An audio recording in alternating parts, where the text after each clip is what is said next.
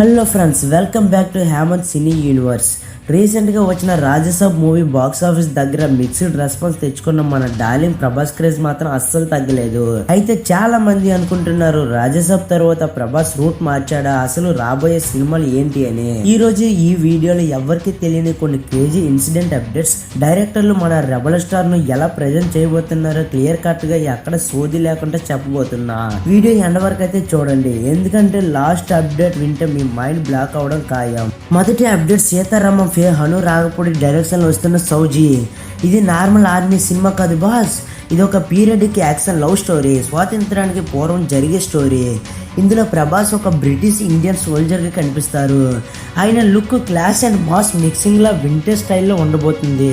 ఈ సినిమా యాక్చువల్గా 2026లోనే రావాలి, కానీ విఎఫ్ఎక్స్ క్వాలిటీ కోసం ఎక్కడ కాంప్రమైజ్ కాకూడదని ఈ చిత్రాన్ని 2027 సంక్రాంతి లేదా సమ్మర్ రేస్ బరిలో నిలపాలని ప్లాన్ చేస్తున్నారు. సో 2027 ఓపెనింగ్ ఒక సాలిడ్ వింటేజ్ వార్తో స్టార్ట్ అవబోతుంది.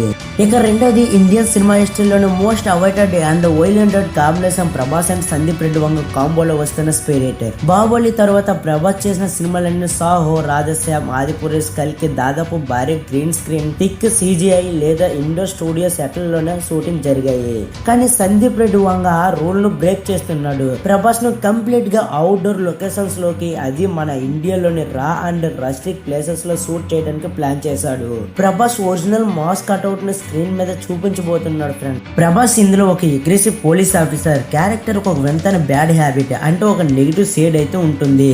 దీని మీద చాలా రూమర్స్ అయితే వచ్చాయి, కానీ మేకర్స్ ఆల్రెడీ లాక్ చేశారు మార్చ్ 5, 2027న. ఈ సినిమా థియేటర్ లో విధ్వంసం సృష్టించడానికి రెడీ అవుతుంది. ఇందులో వివేక్ ఒబెరాయ్ కూడా ఒక పవర్ఫుల్ రోల్ లో కనిపించబోతున్నాడు.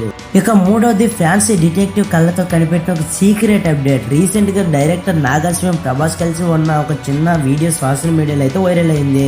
అందులో ఫ్యాన్స్ క్లోజ్ అప్ గమనించింది ఏంటంటే Prabhas mobile phone wall paper ఒక కర్ణ థీమ్ పిక్చర్ అయితే ఉంది.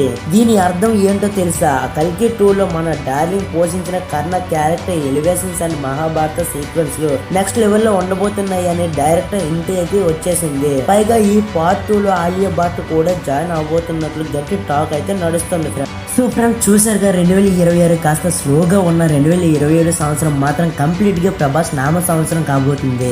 ఒకే ఏడాదిలో సౌజీ, స్పిరిట్ మరియు సలట్ లేదా కల్కి 2 లాంటి భారీ ప్రాజెక్ట్ తో బాక్స్ ఆఫీస్ దండయాత్ర ఖాయం. మరి ఈ మూడింట్లో మీరు ఏ సినిమా కోసం ఈగర్ గా వెయిట్ చేస్తున్నారో కింద కామెంట్ లో అయితే చెప్పండి.